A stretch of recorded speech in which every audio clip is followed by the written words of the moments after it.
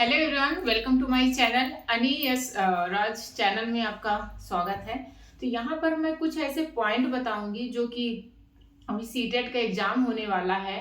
Actually में मैं already जैसे 2022-23 के फॉर्म भरा था, तो उसमें मैंने एग्जैक्टली 2 मंथ दी थी। ठीक है, एक्चुअली था एक ही मंथ, बट ऐसा होता है ना, हमारा एग्जाम सबसे डिले सबसे लेट में चलता, मतलब लास्ट में। जैसे अभी दिसंबर से स्टार्ट होगा, मान लो लास्ट दिसंबर से, तो कब तक चलेगा?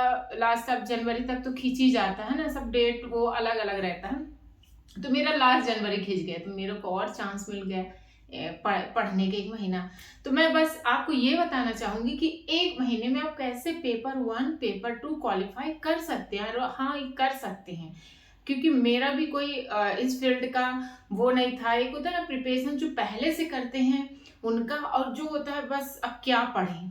ठीक है, कैसे पढ़ें कि हम 1 महीने में क्वालिफाइड कर लें, सीटेट पेपर को एग्जाम निकालें। क्योंकि होता क्या है, अभी आप जैसे मैं भी टीचिंग की हूँ कुछ प्राइवेट स्कूलों में। ठीक है, जब मैं इसको फिलअप की और जाना चीज़ों को, जब बीएड की, ठीक है, तो फिर मैंने देखा कि यार रिक्वायरमेंट बहुत होता है, और केबी का फॉर्म और कुछ फॉर्म होते हैं उसमें ना इसके पॉइंट भी जुड़ते हैं।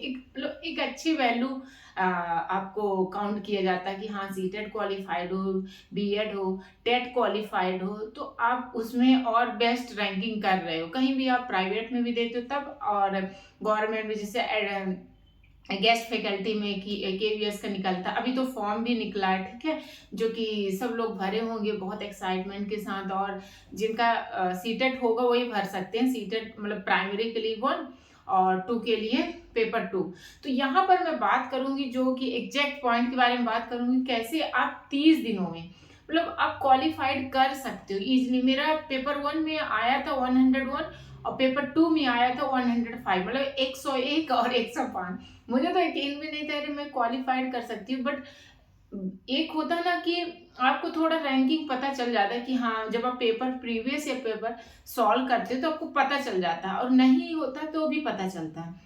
तो यहाँ पर मैं कुछ पॉइंट बताऊंगी जो कि आप पढ़ो ही और आपका हो जाएगा, 100% हो जाएगा। ठीक है, तो मैं कुछ पॉइंट यहाँ पर लिखी हूँ, देखो। ठीक है, हाँ, तो पहले बताना चाहूंगी कि एक 30 डेज का मैं कंप्लीट आपको स्ट्रैटेजी, कोई पॉइंट कुछ ऐसे लिख लेती हूँ। ठीक है, कि अब शेयर करना है तो लिख लूँ। तो क्या कहते हैं, पहला चीज है कि सिलेबस। अब सिलेबस क्या होता है, जरूर निकलवा लो। सिलेबस में क्या होता है, पॉइंट पता चलता है। ठीक है, और दूसरा होता है प्रीवियस ईयर पेपर, सिर्फ 5 साल के, जैसे मैंने किया सिर्फ 5 साल के। आप 30 दिन में कितना जल्दी जल्दी, इतना हार्ड वर्क से तो मुझे नहीं लगता हार्ड वर्क की जरूरत ज्यादा होती है। स्ट्रैटेजी सही होना चाहिए कि यहाँ पर लॉजिकल टाइप का है, थोड़ी थिंकिंग पे है कुछ सब्जेक्ट, जैसे पैडागॉजी है, बहुत थिंकिंग पे। अगर आपका पॉजिटिव माइंड से उस क्वेश्चन को थिंक करता है तो बहुत अच्छे नंबर आपको मिल जाएगा। ठीक है, जैसे मेरे को भी अच्छा मिला था, अभी याद नहीं, मैं थोड़ा रिजल्ट देखूंगी, 25+ ही था। ठीक है, तो वहां पर क्या लॉजिकल काम तो करता है, और कुछ टॉपिक होते हैं जो कि प्रीवियस ईयर पेपर को जरूर सॉल्व करो। आप पहले टॉपिक कौन क्या पढ़ाता है उससे मतलब नहीं, आप पहले वेटेज पे जानो। आपके पास 30 दिन है, तो आप तो सब पढ़ने बैठ जाओगे तो क्या फायदा। आप प्रीवियस ईयर पेपर में, जैसे मैं मान लो अरिहंत का मैं ली थी, सही बताऊं, प्रीवियस ईयर पेपर अरिहंत के दोनों, पेपर 1 और पेपर 2 दोनों। ठीक है, तो मैंने क्या किया था, जैसे 5 पेपर सेलेक्ट की थी, मैं 5 करूंगी ही करूंगी। ठीक है, मैंने कुछ नहीं किया, पेपर उठाया और उसके क्या की, जो जैसे आप बाल विकास एवं शिक्षा शास्त्र, ठीक है, इसमें मैंने हिंदी मीडियम से चुना था। मतलब मैं इंग्लिश भी कर सकती हूँ, बट प्रॉब्लम क्या होता है, आप थोड़ी थिंकिंग जो होता है ना पैडागॉजी में, ये सब में मतलब अच्छा रहता है। वहां पर देखो दोनों लैंग्वेज, बोथ लैंग्वेज रहते हैं, कोई इशू नहीं है। तो मैंने जैसे भाग 1 में है, पार्ट 1 में बाल विकास एवं शिक्षा शास्त्र पैडागॉजी, इसके मैंने क्वेश्चन सॉल्व किया। क्वेश्चन सॉल्व नहीं किया, एक क्वेश्चन को देखा, किस किस कैटेगरी क्वेश्चन ज्यादा आते हैं, मैं कैसे। तो मैंने पैडागॉजी के नोट्स बनाते गई, अच्छा इसमें ये ज्यादा टॉपिक है, इसमें एक टॉपिक है। दूसरा चीज, हिमांशी मैम है और सचिन सर है, ये लोग भी बताते ना ये टॉपिक को जरूर पढ़ें, बताते ना, उस टॉपिक को भी मैंने लिख लिया था पैडागॉजी में कि ये जरूर पढ़े, तो उसको नोट्स बना ली थी कि ये वाले टॉपिक को जरूर पढ़ने वाले। ठीक है, उसको पहले करना, अपने पास टाइम कम है, निकालना है। और दूसरा सबसे बड़ा होता है माइंड सेटअप। ठीक है, अगर माइंड सेटअप नहीं है कि एक होता है ना डर, अरे यार नहीं निकलेगा, अरे यार हम पेपर जब देने गए थे कई लोग ऐसे बोलते हैं पता नहीं मेरा तो 2 बार से निकला नहीं, तो मैं तब भी अनसुना करती हूँ। क्योंकि होता क्या है कि अपना लेवल पता रहता है। अब यूपीएससी बैठेंगे तो पता ही है ना, 1 महीने में तो नहीं होगा, सिंपल सी बात है। आप उसको सही स्ट्रैटेजी के साथ सही टाइम देना पड़ेगा, और अपना लेवल भी पता रहता है हम किस लेवल के हैं, हमारा क्या वीक है। तो हम वीक को तो ज्यादा, अगर 1 महीने में वीक को स्ट्रांग बनाएंगे उससे अच्छा हमारा जो स्ट्रांग है उसी पॉइंट को पकड़े। स्ट्रांग से स्ट्रांग बनाना इजी है। जैसे कि अब हिंदी के गद्यांश पद्यांश टाइप के आते हैं ना, वो कंप्रहेंशन टाइप के, उसके क्वेश्चन को जल्दी से फटाफट पढ़ो, और फिर पहले पढ़ने ना बैठ जाओ, उसके क्वेश्चन को करो। क्वेश्चन के बाद जैसे कहाँ पर है, कोई मैं उठाकर दिखाती हूँ, अभी मैं यहाँ पर ली नहीं हूँ, तो मैं एक बता रही हूँ। एक तो पेडागोजी के जो इम्पोर्टेंट वेटेज वाले टॉपिक हैं उसको फटाफट करो, ठीक है। जैसे कौन कौन से हैं वो, बाइगोत्स्की और 1 मिनट ना, ये वाले जीन जीन पियाजे हो गए, कोलबर्ग हो गए, बाइगोत्स्की हो गए, चॉम्स्की हो गए।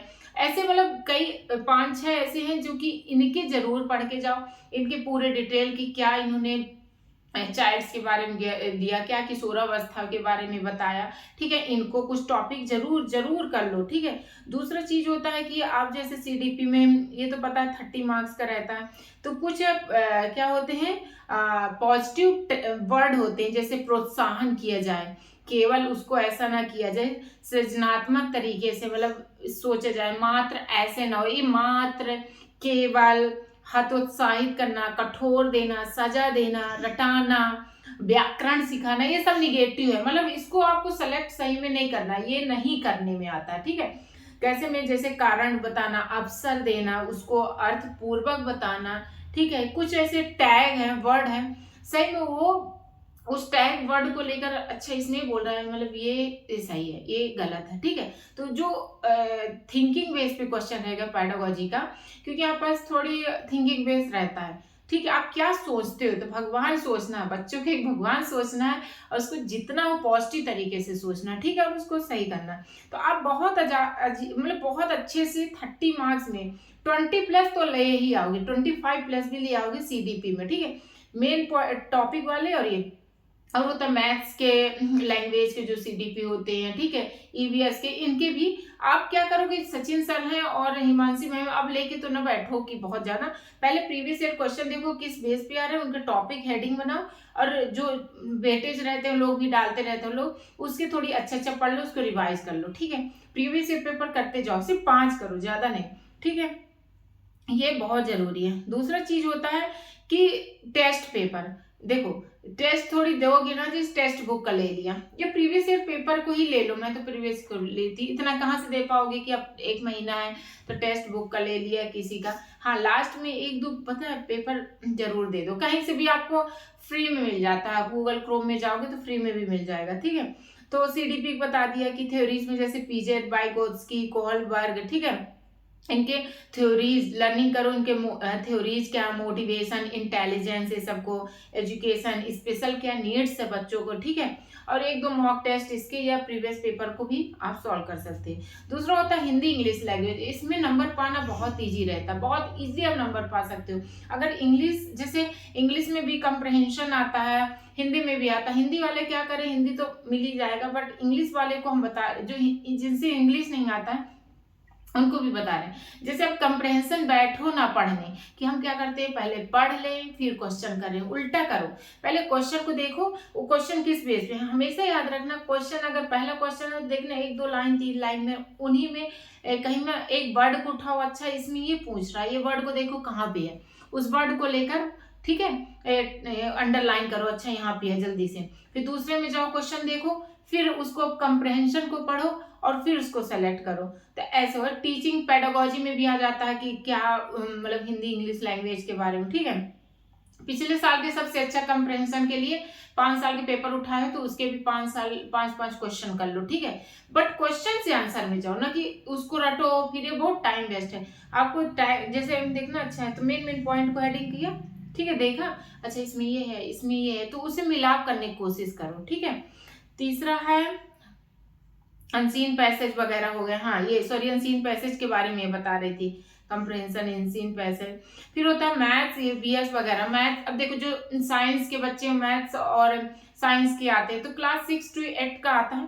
तो आप क्या ये जो एनसीईआरटी के एक शॉर्ट वीडियो डालते हैं ना फुल, एक तो 5 साल के पेपर में भी कुछ कुछ डिटेल पता चल जाएगा, पर एक टाइप का ये जरूर मैथ्स मैथ्स का तो देखो वो एप्टीट्यूड वगैरह आता है, मतलब नॉर्मल ही क्वेश्चन, कुछ क्वेश्चन बन जाएंगे कुछ क्वेश्चन नहीं। जो क्वेश्चन बन जाते हैं तो फटाफट कर, जो क्वेश्चन नहीं बनते तो लास्ट में करना, उसको लेके ना बढ़ना, क्योंकि हमें हिंदी के कंप्रहेंशन अनसीन पैसेज इसमें आप इजीली पा सकते हो, इंग्लिश में भी। और पेडागोजी थिंकिंग वाले जो पढ़ के गए उनको हमारा टारगेट होना चाहिए कि फटाफट उसको सॉल्व करना, ठीक है, रुकना नहीं है। इसमें निगेटिव मार्किंग भी नहीं है तो इतना सोचना भी नहीं है, तो हमें पॉजिटिव वे से सोचना। और सबसे बड़ी बात है अभी से, अभी 30 दिन है, कहीं ना कहीं मेडिटेशन बहुत फर्क करता। आप जैसे सोचते हो वैसे आजू बाजू लोग मिलते हैं, वैसे ही आपको यूट्यूब में ऐसे क्वेश्चन मिल जाएंगे, ऐसे आंसर मिल जाएंगे कि आप वहाँ बेस्ट कर पाओगे, ठीक है।